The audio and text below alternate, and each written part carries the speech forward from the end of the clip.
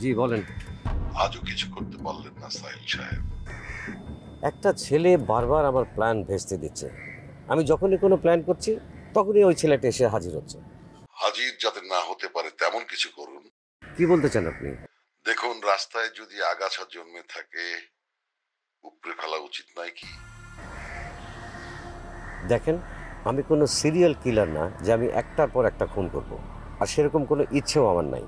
আমি আমার পথের আগাছাটা উপড়ে ফেলতে চাই। এখন সেটা উপড়ে ফেলতে আপনি আপনার আগাছা উপড়ে ফেলবেন নাকি আদর করে বড় করে তুলবেন, সেটা আপনার ব্যাপার। এসব নিয়ে আমি মাথা ঘামাতে চাই না। আর কিছু বলার আছে আপনার? বলে লাভ কি? আপনি তো আপনার মর্জি মতো চলছেন।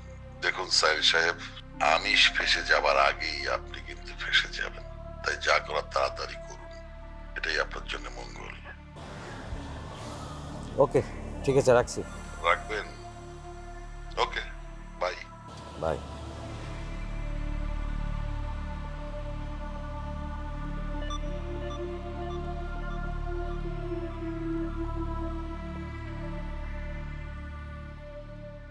ম্যাম, আপনাদের আমাদের এখানে কোনো প্রবলেম হচ্ছে? এখন পর্যন্ত তো হচ্ছে না। কোনো প্রবলেম হলে আমাকে সাথে সাথে জানাবেন। শিওর।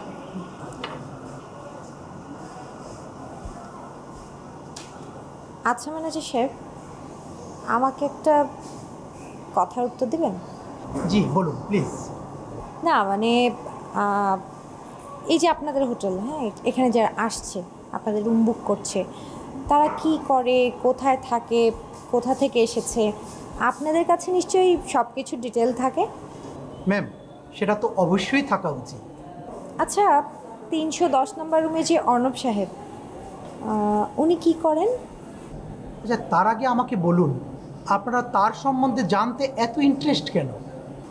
আপনারা বলতে মানে আমার আগে আরও কেউ জানতে চেয়েছে নাকি? জি, কে সে? এই হ্যান্ডসাম ইয়ং একটা ছেলে। ছেলে? জি। ওনার নামটা জানেন? সরি ম্যাম, এই মুহূর্তে আমার নামটা মনে আসতেছে না। আচ্ছা, উনি দেখতে কেমন? সরি ম্যাম, ব্যস্ততায় আসলে তার চেহারা কেমন সেটা আমি আসলে খেয়াল করে রাখিনি।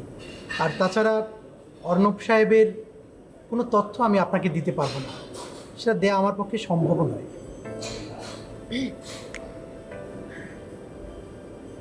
সরি, আর কিছু? না না, থ্যাঙ্কস। আচ্ছা, ওয়েলকাম।